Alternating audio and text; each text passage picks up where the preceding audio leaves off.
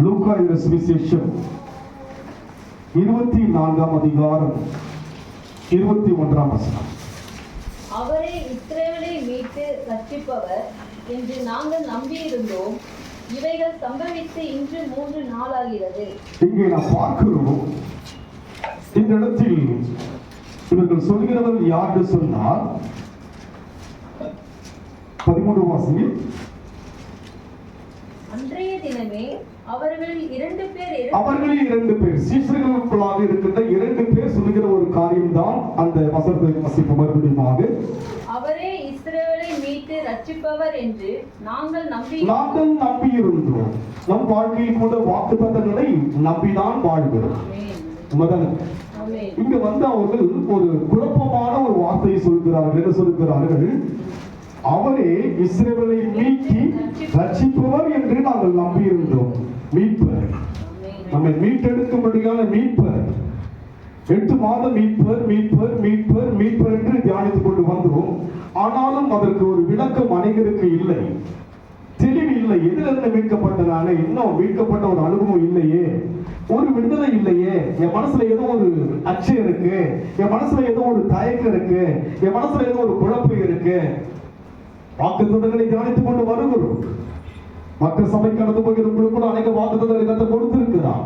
ஆனாலும் கூட இங்கே ஒரு கேள்வி அந்த சீஷர்களுக்குள்ளாக, அவரே இஸ்ரவேலை மீட்டு ரட்சிப்பவர் என்று நாங்கள் நம்பி இருந்தோம். இவைகள் சம்பவித்து இன்று 3 நாளாகிறது. எந்த ரட்சிப்பும் இல்லை, எந்த விதமான மீட்பும் இல்லை, எந்த சமாதானம் இல்லை, எந்த நிம்மதி எனக்கு இல்லை.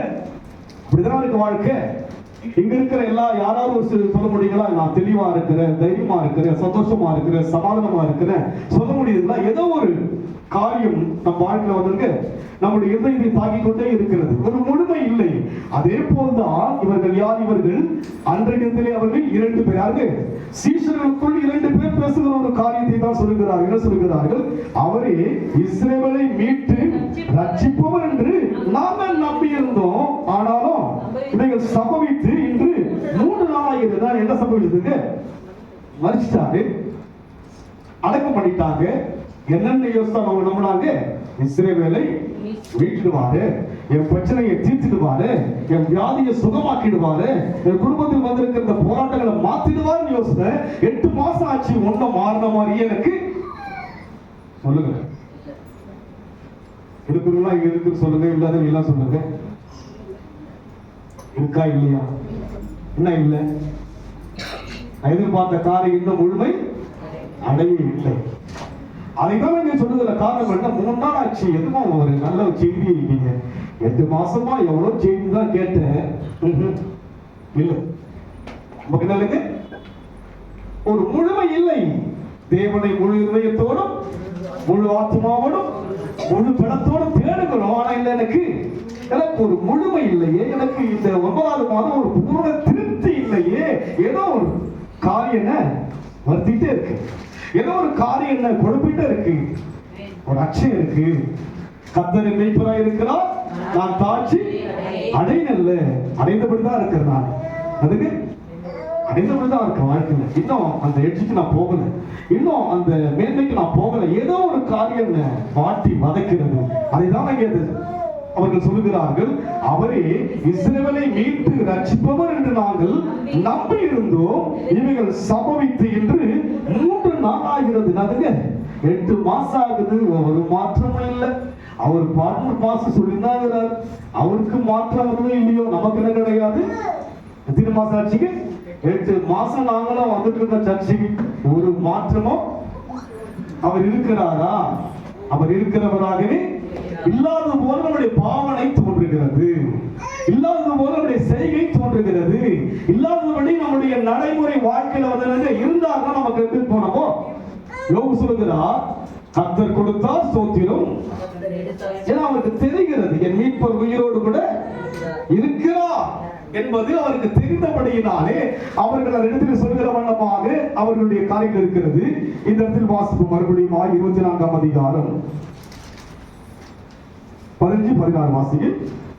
இப்படி அவர்கள் பேசி சம்பாஷித்துக் கொண்டிருக்கையில் இயேசு தாமே சேர்ந்து அவர்களுடனே கூட நடந்து போனார். ஆனாலும்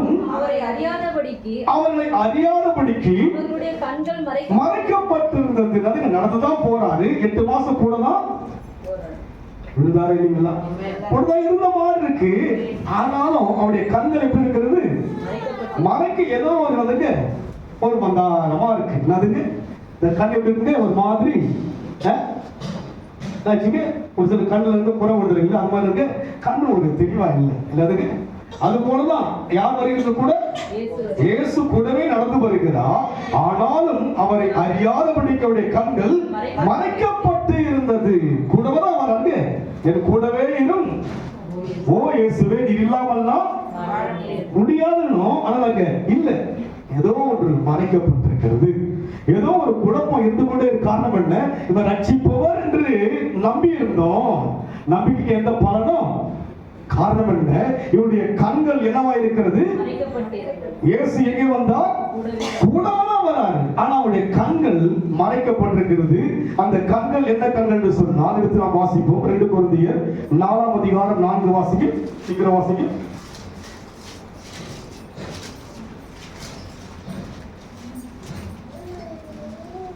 தேவனுடைய சாயலாய் இருக்கிற கிறிஸ்துவின் மகிமையான சுவிசேஷத்தின் ஒளி அவிவிசுவாசிகளாகிய அவர்களுக்கு பிரகாசமாய் இராதபடிக்கு இப்பிரபஞ்சத்தின் தேவனானவன் அவர்களுடைய மனதை குருடாக்கினாங்க. பிரபஞ்சத்தின் தேவனானவன் அவருடைய மனதை, இன்னைக்கு நம்முடைய மாம்ச கண்கள் தெரிகிறது, மனக்கண்ணுக்கு தேவன் கூட இருக்கிறது தான். ஆனா இல்லாத போல மனசு சொல்லுதுங்க இல்ல, அதுக்கு கண்ண போல இல்ல, அதுக்கு மனக்கண்களுக்குள்ள இருக்கு. அது மறுபடியும் வாசிங்க. தேவனுடைய சாயலாய் இருக்கிற கிறிஸ்துவின் மகிமையான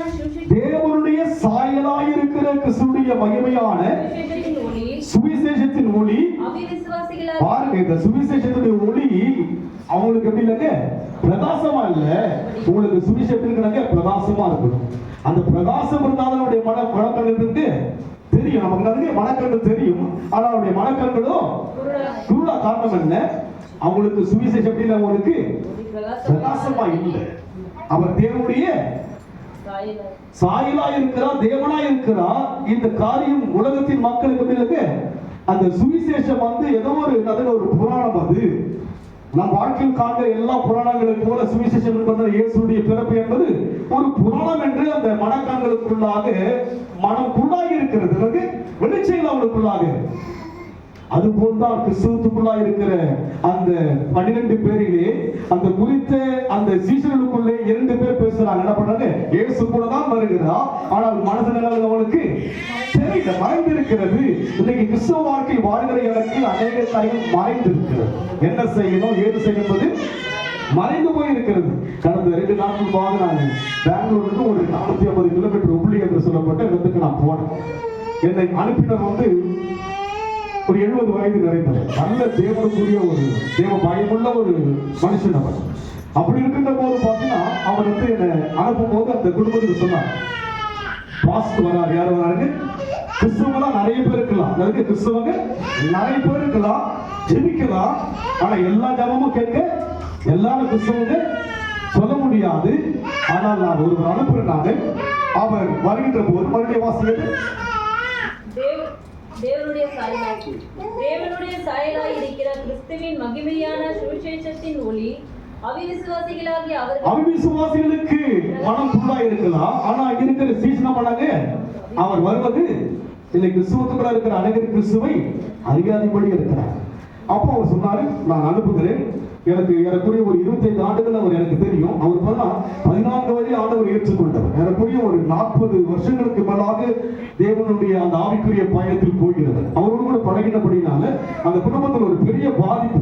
அதிலிருந்து அவளை மீட்கும்படியாக அதற்கு எல்லாம் என்னப்படபடி மீட்க யாரை கொண்டு தேவன் செய்ய வேண்டுமோ அவர் சொன்னார். அந்த பாஸ்டர் வராரு, நீங்க செய்ய வேண்டிய காரியம் என்ன பண்ணுவீங்க? அவர் வரும்போது என்ன பண்ணுங்க? உபவாசத்தோடு என்ன பண்ணுவீங்க? 10 மணில இருந்து என்ன பண்ணுங்க? 3 மணி நேரம் என்ன பண்ணீங்க? உபவாசத்தோடு இருக்கணும். எதுவும் சாப்பிடக்கூடாது. வீட்டுல இருக்கிற என்ன பண்ண குழந்தை என்ன பண்ணுறீங்க? அவங்க டிஸ்டர்ப் பண்ண பிள்ளைங்க என்ன பண்ணுங்க? கூடிய காரியங்கள் பண்ணுங்க. 3 மணி நேரம் பண்ண தண்ணி கூட பண்ணக்கூடாது. தண்ணி ஒண்ணா குடிங்க. எழுத்துல என்ன பண்ணக்கூடாது? எழுந்துக்கிட்டு போக கூடாது. நீங்க என்ன பண்ணுறீங்க? எல்லாரும் என்ன பண்ணணும்? சகோதரிகள் என்ன பண்ணுறீங்க? நீங்க அப்படியான ஒவ்வொரு காரியங்களை குறித்து அவர் பேசினார். அப்பதான் தெரிஞ்சது ஒரு தேவனுடைய மனுஷன் தேவனுடைய காரியங்கள் எப்படி இருக்க வேண்டும். இன்றைக்கு தேவ ஜனங்கள் வாழ்வதற்கு தேவனை தேடுகிற காரியம் தெரியாம இருக்கு. அவங்க சொன்னபடியே நான் அந்த காலையில போயிட்டு ரீச் ஆன 7:15 அந்த அழைத்து அந்த குடும்பத்தார் வந்து அப்புறம் சகோதரர் ஃபர்ஸ்ட் முதல்ல பார்க்கிறேன் அவரு. அப்புறம் பார்த்தீங்கன்னா என்னை வந்து ஒரு ஹோட்டல்ல வந்து நல்ல ரூம் எனக்கு ரொம்ப அருமையா இருக்கும். ஒரு நாளைக்கு 2000 ரூபாய் அந்த ரூம் லக்ஸரி ரூம். அது மாதிரி அந்த இடத்துல என்னை விட்டுட்டு அவருடைய வீடு வந்து அங்கிருந்து ஒரு 1/2 hour நாங்கள் போகணும். என்னை விட்டுட்டு நீங்க ஃபர்ஸ்ட் நீங்க 10 o'clock நீங்க ரெடியா இருங்க, நான் வந்து கூட்டு போனாரு. போய் அங்க பாக்குற அந்த சகோதரர் சொன்னவனும் அவனுக்கு பயப்பட்டு என்ன பண்ணுங்க, மேலதான் என்ன பண்ணுங்க, சேர் என்ன பண்ணுவீங்க, எல்லாம் கீழே என்ன பண்ணுங்க, பாய் போட்டு என்ன பண்ணுங்க, அவனுக்கு சுத்தமா நீங்க இருக்கணும். கர்த்தர் கடந்து வருவார், நிச்சயமா பிரச்சனைகளை கர்த்தர் மாற்றுவார் சொன்னார். எல்லாரும் ஜெபிக்கிறாங்க. அதனால கிடையாது, கிறிஸ்தவ எவ்வளவு இருக்கிறாங்க, அறியாதபடி இருக்கிறாங்க. எப்படி இருக்கிறாங்க? தேவனை அறியாம இருக்கிறாங்க. இப்படிதான் தேவனை ஆராதிக்கணும், இப்படிதான் தேவனை தேடணும். அவங்க எல்லாருமே தமிழ் தெரியும். என்ன தெரியும் உங்களுக்கு? தெலுங்கு தான் தெரியும், கன்னடா தெரியும், தமிழ் தெரியும். எதற்கு? மொழி ஒரு பெரிய பிரச்சனை இல்லவா, தமிழ் தெரியாது. அப்போ நான் போயிட்டு ஆரம்பிச்சேன். அவங்களுக்கு தமிழ் பாட்டும் தெரியாது இல்லைங்களா? ஆரம்பிக்கும் போது முதல்ல ஜெபம் பண்ணிட்டு பாத்தீங்கன்னா அந்த ஆரம்பிச்சான். ஹல்லேலூயா ஹல்லேலூயா பாடுங்க, ஹல்லேலூயா ஹல்லேலூயா. என்ன பண்ண இத பாடிட்டே இருக்கிறேன். அதுக்கப்புறம் thank you Jesus save you Jesus நீங்க இப்படி பாடிட்டே வர்றதுக்கு ஏறக்குறைய ஒரு 3/4 மணி நேரத்தையே பாடிக்கிறதுக்கு அந்த அவங்க தெரியாது, இதுதான் தெரியாதுங்க. அவங்களுக்கு அந்த சாங் தெரியாது இல்லையாதுங்க. பாடிட்டே இருக்கிறாங்க. 30 நிமிடங்களுக்கு மேல போகுது. அவங்க உணர ஆரம்பிக்கிறாங்க தேவனுடைய பிரசன்னம் பண்றாங்க. மொழி அங்கே ஒரு தடையா இருந்தது. ஆனால் தேவனுடைய அந்த சமூகமானது இறங்கி வருவதை அவங்க ஃபீல் பண்றாங்க. நல்லா அவங்க எல்லாரும் வந்து கிறிஸ்துவத்துக்குள்ளாக அவங்க ஒரு ஜெனரேஷன்ஸ் அப்படியே வந்துட்டு இருக்கிறாங்க. கிறிஸ்துவத்துக்குள்ள சந்ததி அப்படியே வந்துட்டு இருக்கிறாங்க. அவங்களுடைய தாய் தகப்பன் அவங்களுடைய முற்பிதாக்கள் அந்த சந்ததிக்குள்ள வராங்க. அதுக்கு பேப்டிஸ்ட் சர்ச் போகிறவங்க எல்லாம் வராங்க அவங்க. ஆனால் அது வரைக்கும் அவங்க அந்த அனுபவத்துக்குள் இல்லை. அதுக்கு கிறிஸ்தவர்கள் தான் பிரச்சனைகள் போராட்டங்கள் நிலைமையில அவங்க இருக்கிறாங்க. அந்த பாடி அப்படியே ஒரு அதுக்கப்புறம் அவங்க ஜெபிக்க சொன்னாங்க. ஒவ்வொருவரும் பார்த்தா ஏறக்குறைய ஒரு 1/2 மணி நேரம் ஜெபிக்கிறாங்க. என்ன பண்றாங்க? அவங்க தெரிஞ்சு ஜெபிக்கிறாங்க. ஆனா உணர்றாங்க தேவனுடைய தொடுதல். என்ன பண்றாங்க? நல்லா உணர ஆரம்பிச்சாங்க, அழுகுறாங்க. அதுக்கப்புறம் கர்த்தர் அநேக காரியங்களை வெளிப்படுத்தினா அந்த குடும்பத்திற்கு எல்லா கட்டுகளையும் கர்த்தர் உடைத்தார். அந்த குடும்பத்தை வந்து நான் ஒரு 15 வருஷம் முன்பாக அவருடைய தாயை நான் பார்த்திருக்கேன். ரயில்வே எல்லாமே அந்த உள்ளீடு இருக்கிற ஏறக்குறைய நிறைய எல்லாருமே ரயில்வேல ஒர்க் பண்ணுங்க. அது ஃபுல்லாவே மெயினான ஒரு சவுத்துல மெயினான ஒரு இடம் அது. அப்போ ஒரு ரயில்வே குவார்டர்ஸ் இருந்தாங்க. இப்போ வந்து நல்ல ஒரு கோடிக்கணக்கான வேலையில ஒரு வீடெல்லாம் கட்டிட்டு இருக்காங்க அந்த சகோதரி. அந்த வீட்டுல அவ்வளவு பிரச்சனை. அப்போ நான் போயிருக்கும் போது அந்த சகோதரி குறித்து ஒரு வெளிப்பாடை கத்தர் கொடுத்தா, ஒரு ஒளியின் தூதன் அந்த சகோதரி ஆண்டு கொண்டிருக்கு. அதுக்கு கிறிஸ்துவத்தில் இருக்கிறாங்க, பாடுறாங்க, துதிக்கிறாங்க, எல்லாம் இருக்கு. ஆனால் ஒளியின் தூதன் தேவனை போல இருப்பதுதான் ஒளியின் தூதன் அந்த ஜனத்தை ஆண்டு கொண்டிருக்கிறது. அவங்களுக்கு தெரியல. ஆனா தேவன் மேல அன்பு ஜாஸ்தி. அதுக்கு அவங்களுக்கு தேவன் மேல அன்பு ஜாஸ்தி. நல்ல ஒரு குணம் உள்ளவங்க இப்படி இருக்கிறாங்க. பட் அவங்க அறியாதபடி நிறைய வேத்துக்குள் போகாமப்படுத்துங்க ஆண்டு நிற்கிறாங்க. ஏதோ ஒன்று பயப்படாது. இந்த சூனியம் மந்திரம் இதெல்லாம் யோசிக்க ஆரம்பிச்சாங்க. என்ன சொல்லி இஸ்ரவேலுக்கு மந்திரவாதம் இல்லை இல்லைன்னா இல்லதான். அதுக்கு அதுக்கப்புறம் என்ன கேட்க ஆரம்பிச்சு. நான் சொன்னேன் அந்த லெவலுக்கு போகாதீங்க. அவங்க ஓப்பனா சொல்ல ஆரம்பிச்சு. அதுக்கு இது மாதிரி உங்களுக்குள்ளாக குடும்பத்துக்குள்ளாக இந்த ஒளியின் தூதன் அதுக்கு குடும்பத்தை ஆண்டது. அதனால அந்த அம்மா பார்த்தீங்கன்னா அந்த கோவையில வந்து இறந்துட்டாங்க.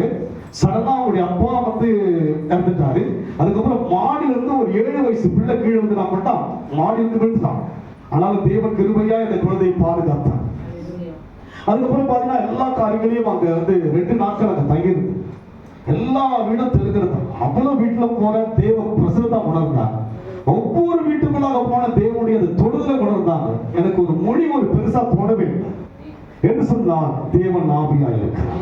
அவங்க பல ஆண்டுகளாக அவருடைய சந்ததி எல்லாம் கிறிஸ்துவுக்குள் இருந்த போதிலும் கூட தேவனை உணர முடியாம இருந்தாங்க. என்னுடைய மொழி அவனுக்கு ஒரு பெரிய பொருட்டா தோணல. கொஞ்சம் கொஞ்சமா அதாவது பணங்க தெரிஞ்ச இங்கிலீஷ் அப்புறம் அவங்க பேசுறேன். ஒவ்வொரு வீட்டுக்கு கொண்டு போனாங்க. அதுக்கு முன்னால் பயங்கரமான மழை. 2 நாட்கள் மழை இல்லாதபடி கர்த்தர் பாதுகாத்தார். ஊழியர்களை செய்யபடி காரணம் என்று சொன்னால் தேவனை நாம் அறிய வேண்டும். சீஷர்கள் வாழ்க்கையிலே இயேசு கிறிஸ்துவை குறித்து அவர் யோசிக்கும் போது நம்பிக்கை போயிடுச்சு. அவங்க நம்பிக்கை இல்லாம பண்ணாங்க. 3 நாள் ஆச்சு. என்ன யோசிக்கிறாங்க? என்ன பண்ணாங்க? இன்றைக்கு நம்முடைய வாழ்க்கையில் கிறிஸ்துக்குள் இருக்கிற அழைப்பு என்ன, எதற்கு என்ன தெரிந்து கொண்டா இது தெரியாமே நம்ம வாழ்க்கை போயிட்டு இல்லைங்களா? அங்கே நான் பார்க்கிறோம். தொடர்ந்து வாசிங்க. என்னாகவும் 22ஆம் அதிகாரம் 31 வாசிங்க.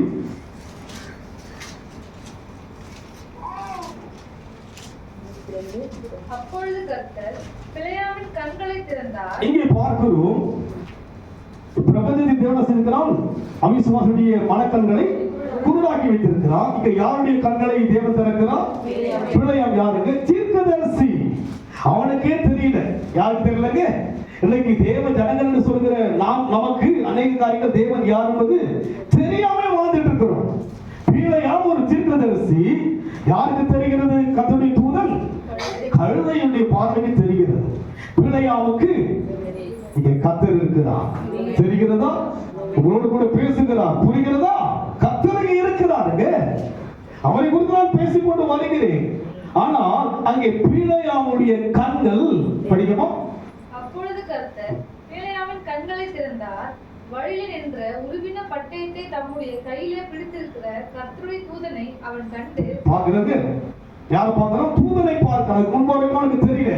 கழுதையை போட்டு அடிக்கிறான். என்ன பண்றான்? கழுதையை போட்டு அடிக்கிறான். அதுகிட்ட பேசுறான். காரணம் என்ன? அவனுடைய கண்களில் கர்த்தருடைய தூதன் தெரியவில்லை. தீர்க்கதரிசி தான் அவனுடைய வார்த்தை மூலமாக சபிக்க முடியும், ஆசீர்வதிக்க முடியும் என்று யாருக்கு தெரியும்? பாலாக் என்கிற ராஜாவுக்கு தெரியும். ஆனாலும் தீர்க்கதரிசியாகிய பிலேயாமுடைய கண்கள் திறக்கப்படவில்லை. இன்றைக்கு தேவ ஜனங்களுடைய வாழ்விலே மனக்கண்கள் இன்னும் மனசுக்குள்ள தேவன் இருந்தார்னா அகத்தின் அழகு முகத்துல தெரியும். ரியாக்ஷன்லாம் தெரியுங்க. இருதயத்தின் நிறைவினால் கர்த்தர் உள்ள இருக்கிறார்னா கிளியரா தெரிஞ்சுங்க. நடைமுறையிலே தெரிஞ்சிருங்க. நீங்க நடந்துக்கிற தன்மையிலேயே தெரிஞ்சிருங்க. கர்த்தர் கூட இருந்தா தெரியும். பிலேயாம் கண்கள் அங்கே பார்க்கிறோம், தூதனை பார்க்க முடியாதபடிக்கு இருக்கிறது. காரணம் என்ன? தன் சுயத்தை யோசிக்கிறான். எதை யோசிக்கிறான்? நடக்க வேண்டிய வழியை நான் உனக்கு காட்டுறேன். நான் உனக்கு அந்த ஊழியத்துக்கு என்னை தேவன் போகும்படியே சொன்னா, போகும்போது எனக்கு எல்லாமே சாதகமா இருந்தது. இயற்கை கூட சாதகமா இருந்தது. நான் போய் பெங்களூர் போயிட்டு மதியம் போய் இறங்குறேன். மழை வர மாதிரி இருக்குது. அப்போ பார்த்தீங்கன்னா சரித்திர ஒரு களைப்பு, உடைய ஆகாரம் சாப்பிடணும் போல ஒரு டயர்னஸ். என்ன பண்ணாங்க? சாப்பிட்டு அதுக்கப்புறம் அந்த போக வேண்டிய அந்த வீட்டுக்கு போயிட்டு அந்த நைட்டு 12 மணிக்கு தான் எனக்கு அந்த அங்கே பெங்களூருக்கு உப்பி போகிறதுக்கு ட்ரெயின். அது அங்கே போயிட்டு நான் இருந்து அடுத்த நாள் காலையில் அங்கே போனப்போ சொன்னார், பாஸ்கர் இதெல்லாம் மழை. ஏன்னா அவங்க வீட்டுக்கு எல்லாம் போனால் வந்து அது பார்த்தீங்கன்னா இந்த வாட்டர் கனெக்ஷன் எல்லாம் போனால் எல்லாம் பல்ல மேடாக இருக்குது. பார்த்தீங்கன்னா சகதியாக இருக்கு, சேருதான் இருக்கும். அப்படி உள்ள போக முடியாது. மழை வந்தால் ரொம்ப கஷ்டமாயிடும். அதுக்கப்புறம் நான் சொன்னேன் 2 நாட்கள் மழையே வராதுன்னு சொன்னேன். கர்த்தர் அப்படியே செய்தான். தேவன் நம்மோடு இருந்தால் இயற்கையும் தேவன் நமக்கு. அப்போ அந்த உபவாசம் எடுத்துட்டு போகும்போது நான் இப்போ கொஞ்சம் இந்த பலவீனத்தினால பண்ண மார்னிங்ல டேப்லெட் போடுறதுனால பாஸ்டிங் இருக்க முடியல எனக்கு. அப்போ நான் சொன்னாங்க நான் பாஸ்டிங்கா போகணும். அன்னைக்கு என்ன பண்ண டேப்லெட்லாம் போடல. அவ்வளவு பெரிய சுகத்தை கர்த்தர் கொடுத்தான். நல்ல ஒரு எனக்குள்ள அவ்வளவு உணர்வை கர்த்தர் காரியை செய்தான். ஒரு வீட்டுக்கு நான் கடந்து போயிட்டு ஜெபிக்கும் போது தெரிஞ்ச ஒரு சகோதரி வீடு. அப்போ அவங்களுடைய மனைவி சொல்றாங்க, பாஸ்டர் நீங்க 15 வருஷம் முன்பாக வரும்போது எனக்கு ஒரு சின்ன ஃபர்ஸ்ட் டாட்டர் இருந்தாங்கல்ல, நான் உங்க வீட்டு ஜெபம் பண்ண ஆண்டு நெக்ஸ்ட் எனக்கு ஒரு குழந்தை பண்ண சொன்னேன். நீங்க ஜெபிச்சுட்டு போனீங்க, 2வது மாசமே எனக்கு கன்சீவ் ஆயிட்டு இன்னைக்கு என்னுடைய ஃபர்ஸ்ட் பியூசி படிக்கிற டாட்டர் காட்டுறாங்க. இப்படி கர்த்தர் நம்ம எடுத்து பயன்படுத்த விரும்புகிறார். நம்முடைய கண்கள், நம்முடைய மனக்கண்களுக்குள்ள தேவனை அறிய ஆரம்பித்து விட்டால் அங்கே பிலேயாமுடைய கண்கள் திறக்க முடிகிறது. அங்கே தேவனுடைய பிரசனத்தை தேவதூதன் நிற்பதை பார்க்க முடியல. பிலேயாம் ஒரு தீர்க்கதரிசி. பிலேயாம் தேவனுடைய மனுஷன். இங்க இருக்கிற யாவரும் தேவனுடைய ஜனங்கள், தேவனால் அழைக்கப்பட்ட ஜனங்கள், முன்குறிக்கப்பட்ட ஜனங்கள். ஆனாலும் கூட நம்முடைய மனக்கண்கள் இன்னும் தெளிவாக திறக்கப்படாம குழப்பத்தோடு இருக்கிறது. இதிலே யார் ஒரு காரியமா இருக்கிறார்? பிலேயாம் இருக்கிறார். இன்னொரு வசனம் வாசிங்க. 2 ராஜாக்கள் 6ஆம் அதிகாரம் 17ஆம் வசனம். சீக்கிரம் வாசிங்க. அப்பொழுது எலிசா விண்ணப்பம் பண்ணி, கர்த்தாவே இவன் பார்க்கும்படி இவன் கண்களை திறந்தருளும். பாருங்க, எலியாவோடு யார் இருந்ததுக்கு? எலிசா இருந்து இரட்டிப்பான அபிஷேகத்தை பெற்றுக் கொடுத்தார். அதற்கு பின்னால் எலிசாவோடு கூட அவருடைய சீஷனாக ஒரு மனுஷன் இருக்கிறான், கேயாஸ் என்று சொல்லி பார்க்கிறோம். அவனுடைய கண்கள் திறக்கப்படுகிறது. எலிசாவோடு கூட இருந்தவன் தான். ஆனாலும் கூட அவனுடைய கண்கள் படிக்குமா? அப்பொழுது எலிசா விண்ணப்பம் பண்ணி, கர்த்தாவே இவன் பார்க்கும்படி இவன் கண்களை திறந்து. பாருங்க, பிரச்சனை அவன் கண்கள், மாம்ச கண்களை பார்க்கிறான். பின்னால் இருக்கிற எலியா செய்கிறான், பிரச்சனையை மேற்கொள்கிற தேவன் இருப்பதை பார்த்து விட்டான். வேலைக்காக என்ன பார்க்கிறாங்க? அங்க இருக்கிற பிரச்சனை, அங்கே தங்களை மேற்கொள்ள முடியாய் வந்திருக்கிற வீரர்கள் சூழ்ந்திருப்பதை அவன் பார்த்துட்டு பயப்படுறான். ஆனால் எலிசா என்ன செய்கிறாங்க? அவருக்கு பின்னால் தூதர்கள் என்ன பண்றாங்க? அவனை மேற்கொள்ள முடியாய் இருக்கிற தரிசனத்தை பார்க்கிறான். யாரால் பார்க்க முடியவில்லை? எலிசாவுடைய வேலைக்காரனால். அவனும் ஒரு தேவனுடைய மனுஷன் தான். இன்றைக்கு நாம் யாரும் தேவ பிள்ளைகள் தான். ஆனால் நம்மால் உணர முடியவில்லையே தேவனை, நம்மால் புரிந்து கொள்ள முடியவில்லையே தேவனை. புரிந்தால் உணர்ந்தால் என்னுடைய ஆராதனை எப்படி இருக்கும்? என் வாழ்வு எப்படி இருக்கும்? என் ஜீவியம் எப்படி இருக்கும்? பிள்ளையாவுக்குள்ளாக வரங்கள் இருந்தது, பிள்ளையாவுக்குள்ளாக தேவனுடைய தரிசனங்கள் இருந்தது. ஆனால் அவனுக்கு ஒரு முழுமையான வெளிப்பாடு இல்லை. எதற்காக என்னை தேவன் தெரிந்து கொண்டார் என்கிற வெளிப்பாடு இல்லை. இங்கே பார்க்கிறோம், எலியாவின் மூலமாக எலிசாவுக்கு இரட்டிப்பான அபிஷேகத்தை பெற்றுக் கொண்டார். அப்படியானால் அவனுடைய சீசனாகி அந்த கேயாசினது அதை விட அபிஷேகம் பெற்ற பெரும்படியான ஒரு பாக்கியம். ஆனாலும் கூட அவனுக்கு என்ன கிடையாதுங்க? அந்த உள்ளான கண்களை அவனால் தேவனை உணர முடியல, மனசுக்குள்ள தேவனை உணர முடியல. இன்றைக்கு நம் வாழ்க்கையில் கூட இருதயத்துக்குள்ளாய் தேவனை உணர முடியாதபடிக்கு பாடுகள், பிரச்சனைகள், நிந்தனைகள், அவமானங்கள், பலவிதமான வியாதிகள் நம் கண்களுக்குள்ளாக இருக்கு, உணர முடியும். ஆனால் இங்கே பார்க்கிறோம், எலிசாவுடைய அந்த காரியங்களை படிக்கும் போது வாசிக்க, சீக்கிரம் வாசி. அப்பொழுது எலிசா விண்ணப்பம் பண்ணி, கர்த்தாவே, இவன் பார்க்கும்படி இவன் கண்களை திறந்தருளும் என்றார். உடனே கர்த்தர் வேலைக்காரன் கண்களை திறந்தார். இதோ எலிசாவை சுற்றிலும் அக்கினிமயமான குதிரைகளாலும் ரதங்களாலும் அந்த மலை நிறைந்திருக்கிறதை அவன் கண்டான். பாருங்க, இவர்களை மேற்கொள்ளும்படியான ஒரு படை வந்தது. இதை யார் பார்க்கிறது? எலிசாவின் வேலைக்காரன் பார்க்கிறான். ஆனால் எலிசா எதை பார்க்கிறான்? தூதர்கள் என்ன பண்றாங்க? அவனை சுற்றிலும் பாளையம் இருப்பதை பார்க்கிறான். இன்றைக்கு உங்கள் பிரச்சனை விட தேவன் பெரியவராய் இருக்கிறார், அதை பாருங்க. உங்கள் பலவீனங்களை விட தேவன் பெரியவராய் இருக்கிறார், அதை பாருங்க. நீங்க உங்க பிரச்சனையை பார்க்காதீங்க. பிழையாவுடைய கண்கள் திறக்கப்பட்டது. இங்கே எலிசாவுடைய வேலைக்காரனுடைய கண்கள் திறக்கப்பட்டது. மூன்றாவதாக இன்னொரு வசனம் வாசிக்க, சீக்கிரம். லூக்கா சுவிசேஷம் 22:25 வாசிக்க, சீக்கிரம் வாசிக்க.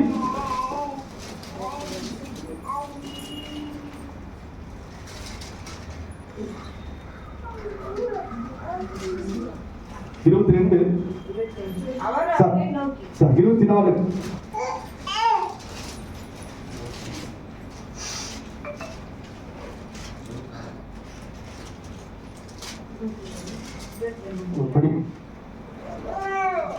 ஆனாலும் எங்கள் கூட்டத்தை சேர்ந்த சில ஸ்திரீகள் 25 வாசிக்க, 24-25.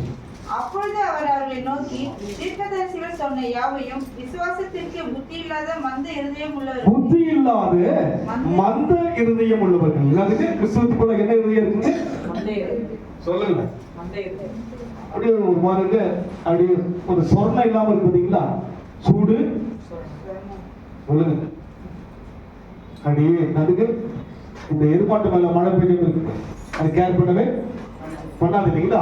அங்கே சொல்லுகிறார், அப்போது அவர் அவரை நோக்கி, தீர்க்கதரிசிகள் சொன்ன யாவையும் விசுவாசிக்கிறதற்கு புத்தி இல்லாத மந்த இருதயம் உள்ளவர்களே, கிறிஸ்துவிதமாய் பாடுபடவும் தமது மகிமையில் பிரவேசிக்கவும் வேண்டியதில்லையா என்று சொல்லி யார் என்ன சொல்றாருங்க? சீசன் என்ன சொல்றாங்க? என்ன சொல்றாருங்க? உங்களுடைய இருதயம் இருக்குங்க மந்தமா இருக்கு. எப்படி இருக்கு?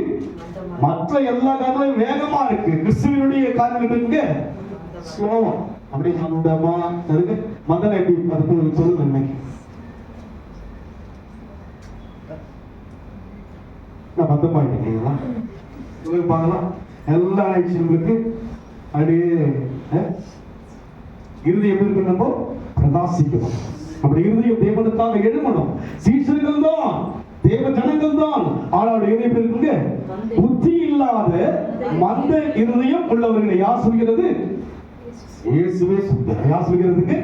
யார் சொல்கிறது? நான் உங்களை பார்த்து சொல்லவில்லை, நீங்கள் என்னை பார்த்து சொல்லவில்லை. யார் சொல்கிறது? இயேசுவே சொல்ல முடியுது. மந்தமா இருக்கிறதுக்கு சர்ச்சு தானே, ஞாயிற்றுக்கிழமை தானே, முதல் வாரம் தானே, திருவிழா மதுரை போயிட்டு என்ன பண்ணலாம்?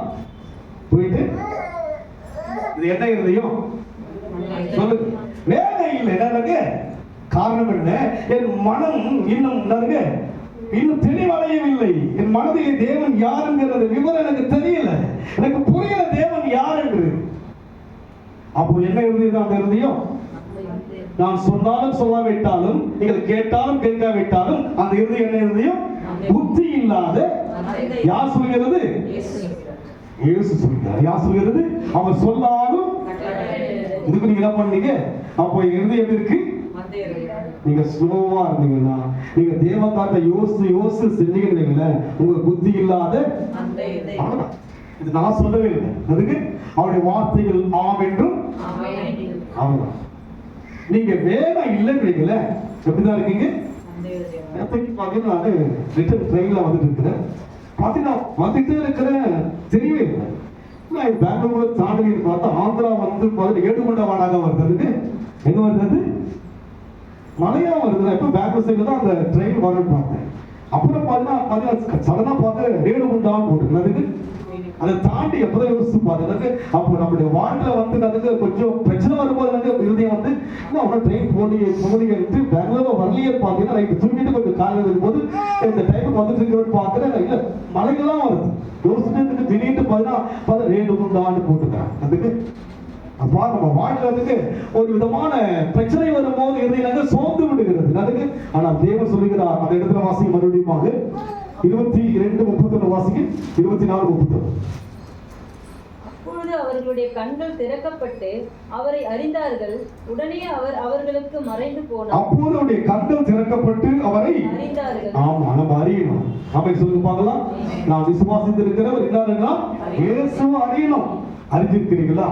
எல்லா உறவு அறிவு எல்லாமே அறிஞ்சிருக்கிறோம். நம்மளை விட அறியாத யாரும் இருக்க முடியும். ஆனால் இயேசுவை அறிந்திருக்கிறோமா? சீஷர்கள் தான் அவர்கள். ஆனா என்ன பண்ணவங்க? நம்பிக்கை எழுந்து போன என்ன பண்ணுங்க? நாங்க நம்பி இருந்தாங்க. 3 நாள் ஆச்சு, எந்த விதமான பதிலும். 8 மாசம் ஆச்சு, எந்த விதமான முன்னேற்றம் இல்லையே. இந்த 3 மாசத்துல என்ன நடக்க போகுது? பெரிய காரியம். இந்த 3 மாசத்துல என்ன நடக்க போகுது? அப்படி ஓடிடும் ஒரு கதையை போல. 3 மாசம் இல்ல, ஏதோ ஒன்று நடக்கும். வாழ்க்கையில் ஒரு அற்புதத்தை கண்கள் திறக்கப்படும் தெரிஞ்சு உயிர் தெழுந்தாரே. ஆமா, நம்மளுக்கு ஈஸ்டர் வந்ததான் உயிர் தெழுந்தார் இல்லைங்களா? இல்ல, அவர் எப்போதும் உயிராகிறாரு. நமக்கு அந்த நேரம் வரும்போது இப்போ வெயிட்டிங்ல இருக்கிறோம். எதுக்கு வெயிட்டிங்ல இருக்கிறோம்? கிறிஸ்துமஸ் வெயிட்டிங்ல இருக்கு இல்லைங்களா? இப்படியே நம்ம Christmas, new year, good Friday, அப்புறம் ஈஸ்டர், விபிஎஸ், இப்படியே ஒரு பொழுதுபோக்கு மாதிரி சர்ச்சைங்க ஓடிட்டு இருக்கு இல்லைங்களா? நமக்கு அர்த்தமே தெரியல இல்லைங்களா? ஆனால் என்ன செய்தாருடைய கண்களை திறந்த போதுதான் பார்க்கிறாங்க. யாராயிருக்கிறவர்?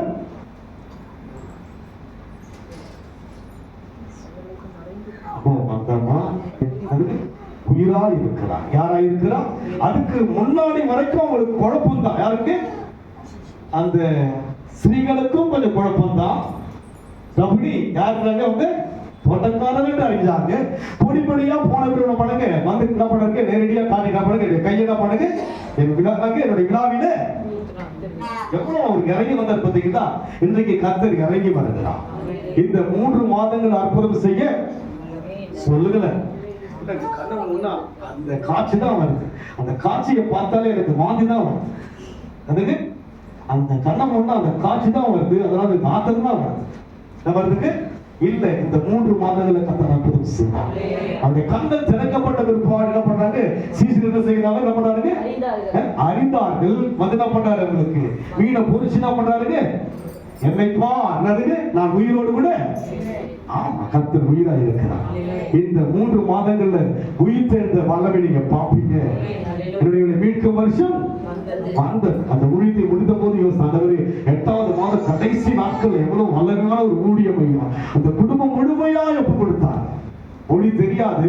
நான் பாத்தீங்கன்னா அந்த ஸ்டேஷன் வர அந்த ஃபேமிலி இருக்கிற எல்லாரும் வந்து அது குழந்தை முதல்ல 3 குடும்பம் வந்து ஒரு சொந்தக்காரனை போல அவ்வளவு எனக்கு கலங்கிடுச்சு. அந்த குடும்பத்தை பார்க்கும் போது குடும்பத்தில் இருக்கிற பிரச்சனைகள் எல்லாம் மாற்றி ஒரு தெளிவு அவங்களுக்கு கிறிஸ்துவுக்குள் கூட தெளிவில்லாம இருந்தாங்க.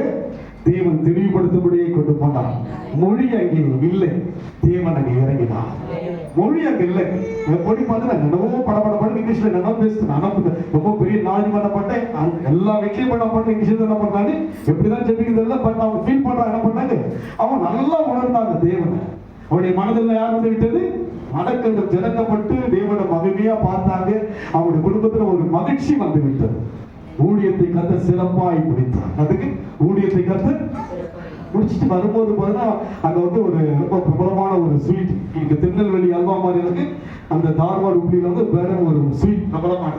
அதுக்கப்புறம் வாங்க முடியாம வந்துட்டேன். ஸ்டேஷன்ல வந்து பார்த்தா அவங்க என்ன பண்ணாங்க, நான் சொன்ன என்ன பண்ணாங்க, காசு வாங்கவே என்ன பண்ணாங்க, யோசிச்சு பார்த்தேன். அப்பதான் என்ன வந்து அவங்க கடந்து வந்து எனக்கு அவங்கள விஷ் பண்ணி அவங்க அனுப்புனாங்க. கத்து சுகத்தை அவனு கூட கொண்டு வந்தாங்க. நேற்று மதியம் வந்த நாள் பிற்பாடு அந்த டென்ஷன்ஸ் எல்லாம் வந்தவங்க பண்ண தேவனுக்கு ஊழியம் செய்ய முடியும். என்னுடைய மனதிலே கத்தரை பார்க்கிறேன். என்னுடைய மனதில் யாரை பாருங்க, இந்த 3 மாதம் அற்புதம் நடக்கும். 8 மாசம் நடக்கும் நினைக்காதீங்க. இந்த 9வது மாதம் என்ன நடக்கும் போது ஏதோ ஒன்று சொல்லுங்க.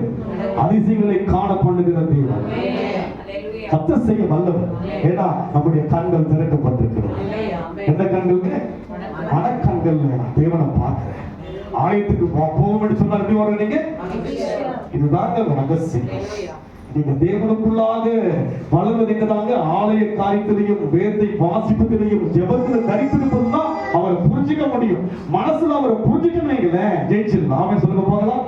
கத்து நடத்து நம் கண்களை மூடி கத்து நோக்கி பார்த்தோம். அன்பின் ஆண்டவரே, நன்றியோடு கூட சோதரிக்கிறது. வேலையாம் கண்கள் திறக்கப்பட்ட போது இஸ்ரவேலை ஆசீர்வதிப்பது தேவனுக்கு பிரியம் என்று சொன்னார்.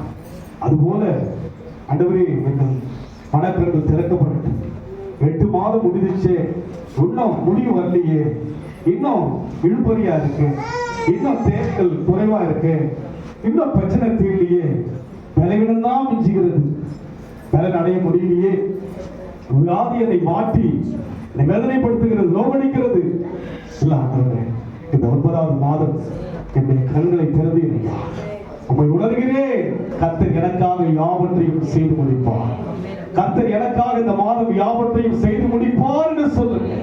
அந்நிய கண்கள்ல சொந்த கண்கள் காணபடியே செய்வார். அம்பினாண்டவரை துதிக்கிறேன்.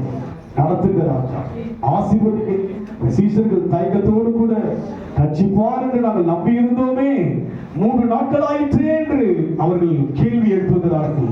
நாங்களும் கேள்வி எழுப்பினோம், பதில் கொடுத்தபடினால் சொல்கிறோம். ஆசீர்வதிக்க இயேசுவின் நாமத்தில் பிதாவே.